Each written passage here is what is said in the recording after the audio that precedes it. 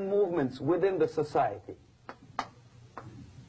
There are obviously, in every society, there are people who are against this society. They may be simple criminals, ideologically in disagreement with the state policy, conscientious enemies, simply psychotic personalities who are against anything. Right? All these movements will be directed in one direction, right? This is the time to catch that movement and to continue it until the movement forces the whole society into collapse, into crisis. We don't stop an enemy. We let him go. We help him to go in the direction we want them to go. Okay?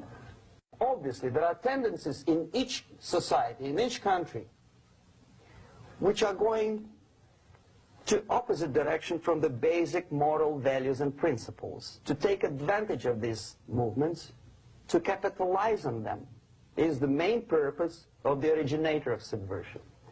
So we have religion, we have education, we have social life, we have power structure, we have labor relations, unions, and finally we have law and order. 1, 2, 3, 4, 5, 6. Okay? These are the areas of application of subversion. What it means exactly? In case of religion, destroy it, ridicule it, replace it with various sects, cults, which bring people's attention, faith, whether it is naive, primitive, doesn't really matter. As long as the basically accepted religious dogma is being slowly eroded. Education. Distract them from learning something which is constructive, pragmatic. Teach them history of urban warfare, natural food, home economy, your sexuality, anything, as long as it takes you away. Okay? Social life. Replace traditionally established institutions and organizations with fake organizations. Take away the initiative from people. Take away the responsibility. Power structure. Okay, the natural bodies of administration, which are traditionally either elected by people at large or appointed by elected leaders of society, are being actively substituted by artificial bodies.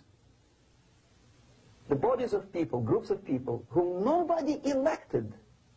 Never. As a matter of fact, most of the people don't like them at all, and yet they exist. Do not have neither qualification nor the will of people to keep them in power, and yet they do have power. Okay. Together with that, there is another process. Law enforcement, law and order organization and structure is being eroded.